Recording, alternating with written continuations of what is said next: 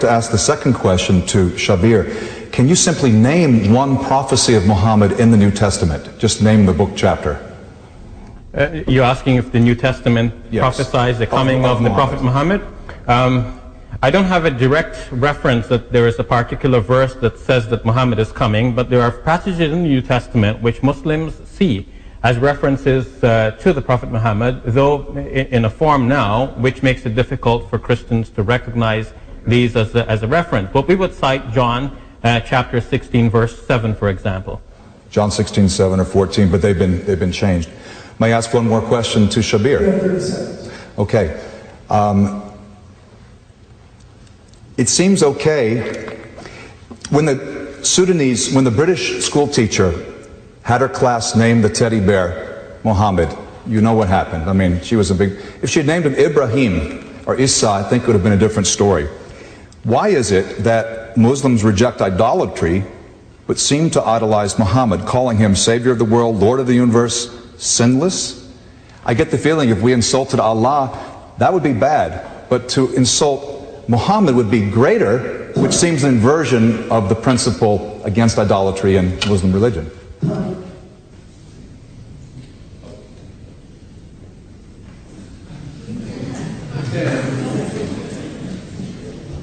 At this time, what I'd like to do is invite Shabir Ali to cross-examine both or one of his opponents for 5 minutes.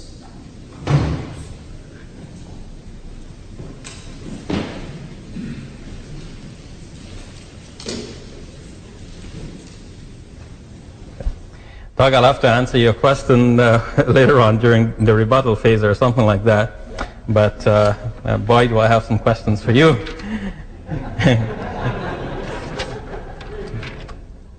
Okay, well, keeping it friendly, you refer to chapter 4, verse 34 of the Quran, which Muslims commonly have interpreted as a reference to the permission for men to beat their wives.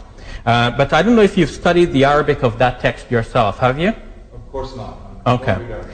Recently on our television broadcast, I've had occasion to explain numerous times, and I also wrote a paper which I presented before 2 of my university profs at U of T, who are specialists in Islamic studies in the Department of Near and Middle East Civilizations, and it's been greeted with approval. The paper basically argues that this verse, though commonly interpreted as meaning that a man could beat his wife, has been entirely misinterpreted altogether. The verse taken in its context within the Quranic chapter in which it occurs, actually it's a verse dealing with the penalty for adultery to be administered by state authorities. This particular verse deals with administering it to women, and there are other verses which deal with administering to men. But I guess I just made a follow-up from that. That's my question, and the follow-up is done. To continue then, my statement about that verse very simply is that verse is not about beating wives. So your objection to the Quran fails on that account, I believe.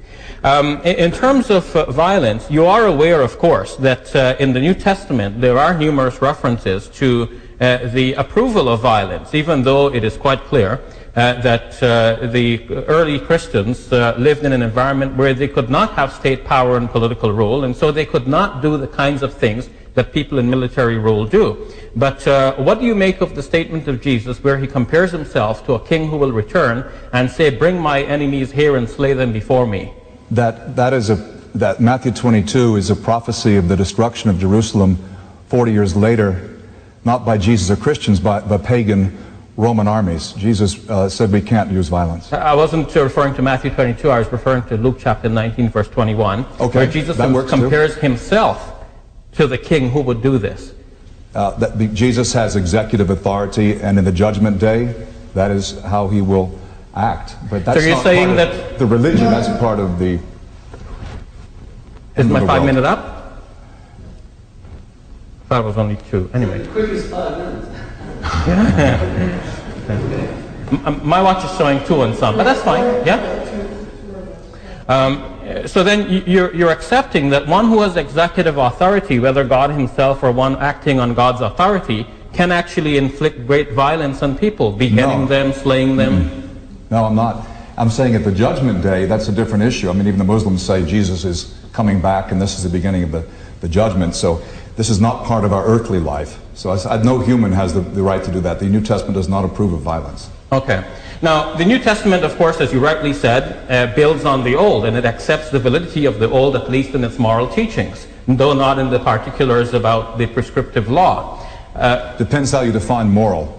I would give a qualified yes. Would you say that something that God does and reported in the Old Testament would be immoral? No, but things change. There's a principle of abrogation within Judaism just as there is within Islam. But if something is morally wrong, God wouldn't do it at any time. Are you talking about God or are you talking about people? I'm talking about God. Okay, well, no. God is still the judge, the final judge in both the Hebrew Scriptures and the New Testament. Is it morally wrong for God to instruct one of his prophets or righteous or holy men in this life to slay the enemies? Today it is, yes. Jesus said that is But no at one longer. time it wasn't. That's correct. So the moral nature of God changes, according to you. That's not the moral nature, it's what God permits us to do. I'll leave it at that. There's a difference. Thank you very much.